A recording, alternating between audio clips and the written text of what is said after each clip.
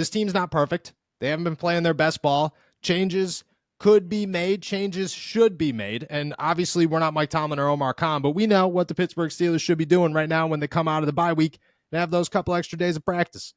We got one change that we want to see post-bye week for the Pittsburgh Steelers. I'm going to let you start with this one.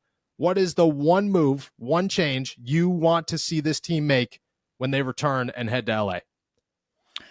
I want to see Jaylen Warren, and I want to see a lot of him. I want to see want to see legitimately, not just, starting, not just part of the offense. I want to see 60 or more % of the touches, like not just carries, but catches. This team has really struggled to block people. And there is one running back on this roster that is built to be his own blocker, make people miss, finish runs with speed, and break open in the open field. And that's Jaylen Warren.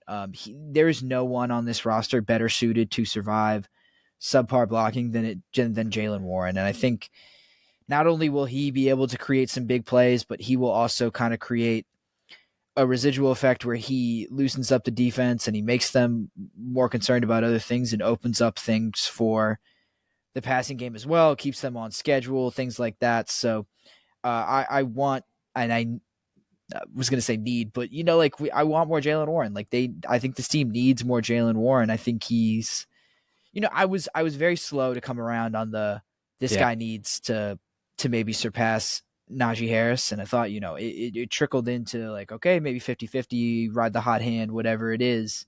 Now I think it's pretty abundantly clear that this guy has to be the guy, and he has to be the main guy who's carrying this offense. Yeah, I like that a lot. I actually talked to Eddie Faulkner yesterday, 2 days ago, by the time this goes out, and he said straight up, he was like, if the Pittsburgh Steelers, if we're going to keep winning, it's got to be through the ground game. It's going to be on Najee Harris and Jaylen Warren's shoulders. He couldn't stop talking about how much Jaylen has progressed since he got here and how much growth he has seen in him. And I just think that that's the thing.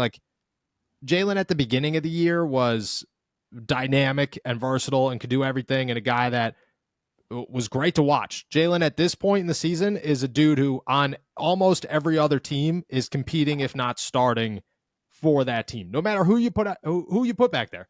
Outside of Bijan Robinson, I don't think that there is a running back in the NFL.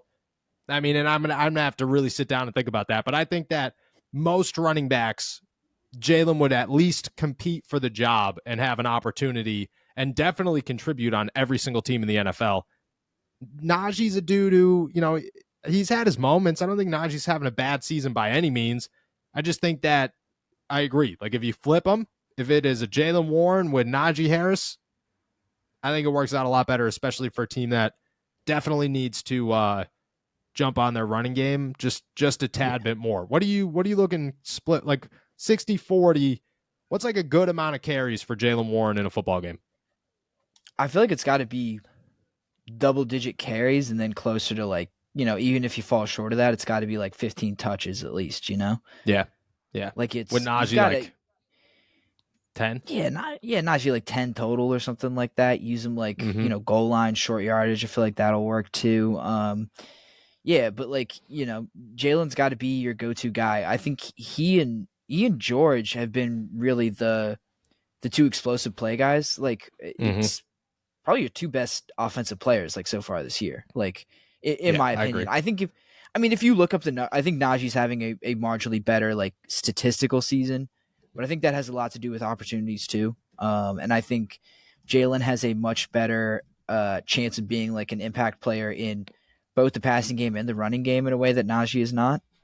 So I just think that alone should earn him some more consideration. I think he's just able to make things happen. He has this, I hate the word X factor sometimes, or not X factor, but the it factor, but because it's kind of just vague and doesn't mean a whole lot to me. But I think Jaylen has a little bit of that where he is just innately able to make plays that other guys are not able to, and he's able to find room where other guys are not able to. And just, I think for, like I said, an offense that is struggling and an offensive line that isn't whole, but also just might not be very good again. They really need him to step up. Yeah, I agree. You want to hear something crazy? As much as the Pittsburgh Steelers have relied on their running game, they have yet to score a touchdown on the ground. I have not realized that up until this point. Neither Jaylen or Najee have scored a rushing touchdown this season. That's kind of crazy. Wild to wild to think about. But you're right. Like Najee's taking the 63 carries this season to Jaylen's 34, and Jaylen's only averaging 3.6 yards a carry compared to Najee's 3.9. But I think that's a lot of it is like, just like you said, like you give Jaylen the ball 15 times in a game, chances are 7 of those runs are like 15-yard bursts, like at least minimum, and chances are he could explode a 50-yard run. And the more you add on to that, the more you're just like, okay, let's feed this guy because good things will happen, compared to Najee, who like, yeah, you're going to get this, but Najee's never breaking a 60-yard run. It's just not that's just not going to happen.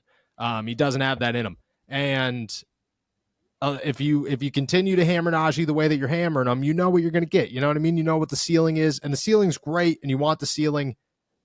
You roll with Jaylen a little bit more, you could build off of those spark plays. You could find those random touchdowns that change games sometimes. Yeah, I love that. I think that, I think you make a good point about the ceiling. Like the floors for either of these guys feel very similar.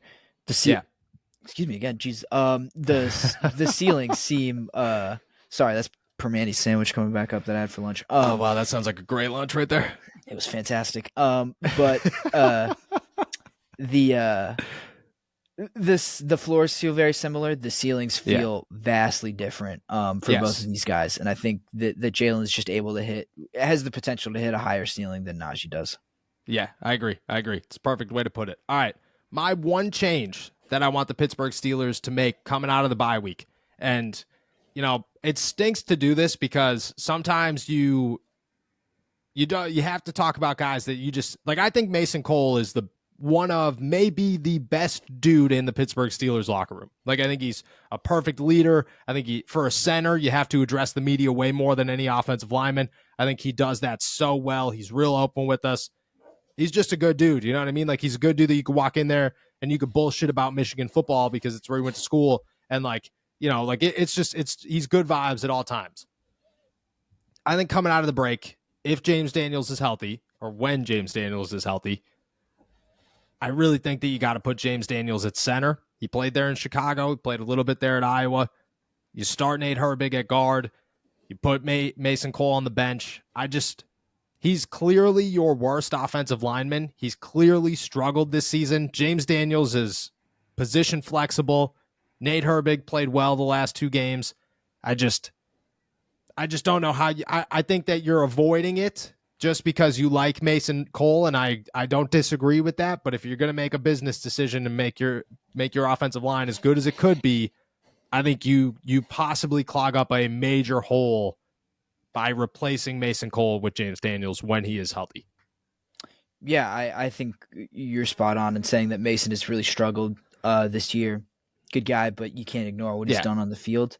Am I making it up that Nick Herbig has center experience, right? Like he's snapped. Yeah, he does too. Nate's got center experience as well, but not like as much. Like James played it. Like that was his position. I want to say his rookie season, maybe his sophomore season too, but he was like a full-time center for a little while in Chicago. He played both guard positions in Chicago too. They really moved him around everywhere. So he's capable of going to different spots. And I just think that it just makes so much sense, as an opposed to like Nate going in there as a guy that, he's got some experience, but like James has like real tangible experience.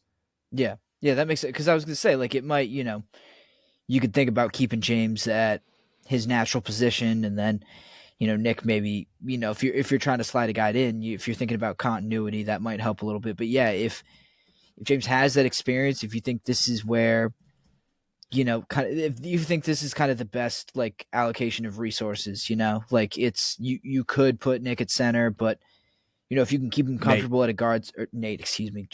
I got couldn't have named. They couldn't have named one like Ben or something like that. Wouldn't have. No, it's like TJ, JJ, and Derek, who's actually supposed to be DJ. Like, my kids are just going to be named like Leaf and Stick. Just because I guess that's just what you do here. This Leaf and Stick. Okay, good to know. I'm glad you have that figured out. We'll bring Jilly on the next pod, and we'll see what she thinks about that. But good. We could convince her that it should be Leaf, Stick, whatever you want to go with. I don't care. But LeBron needs to be the middle name, 100%. LeBron James, actually. I've been pushing since that was like first date material. Hey, look, when we have kids, are you okay if I pick the middle name? I'll give you the first name. Yeah, that's totally fine. Awesome. I'm picking LeBron James. Nah, it's not okay anymore. Why? It was cool 10 seconds ago. She's like, damn, I didn't even think about that. She was, I think I jumped the gun with it. I think I got too excited, and as she was like saying yes, I was like, awesome, it's going to be LeBron James. And she was like, nah, not anymore, it's not. I'm still fighting for that one hard. Yeah. But, anyways, football. But there's, I don't mind that at all. And I think, James certainly seems capable of that. Seems like a smart enough dude to handle that position change. He's clearly done that at this level. So this is the offensive line clearly needs some upgrades, and this is a good one that you can make in-house pretty easily, it seems like. Yeah, I think that it like long term it solves some issues too. Like you get to see what you got in Nate Herbig. If he's starter capable, if he's a dude that you could build off of, awesome. He's only 25 years old. You could keep him for as long as you want to keep him for. I think Chooks is gone after the season. He's not a guy that his just contract's too expensive. Next year there's a little bit of an out there. I think you take it. And if you're in the NFL draft or if you're in free agency, that way you only have to change one spot. You know what I mean? All you got to do is change your right tackle. You don't have to change your center and your tackle. That's a lot going on. And then eventually you're going to have to change Isaac Seumalo because he's getting up there in age. I just feel like if you do it now in the offseason, all you have to do is replace Chooks. It makes things so much smoother. It helps with the continuity. Do I think it'll happen? No. But, it should. Like if I was making the decisions, that would be the clear as day one because I just think that it's like it's not like Joey Porter Jr. It's not like a running back. You know what I mean? You could still play these guys a bunch of snaps and not even notice. You can't take your center out of the game. You got a center. That's your center. If your center gets hurt, you put a new center in. But besides that, Mason Cole plays every single snap. I think that makes a lot of sense.